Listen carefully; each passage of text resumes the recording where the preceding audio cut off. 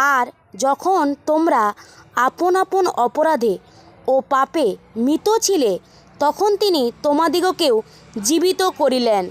সেই সকলেতে তোমরা পূর্বে চলিতে এই জগতের যুগ অনুসারে, আকাশের কর্তৃত্বাধিপতির অনুসারে, যে আত্মা এখন অবাধ্যতায় সন্তানগণের মধ্যে কার্য করিতেছে, সেই আত্মার অধিপতির অনুসারে চলিতে।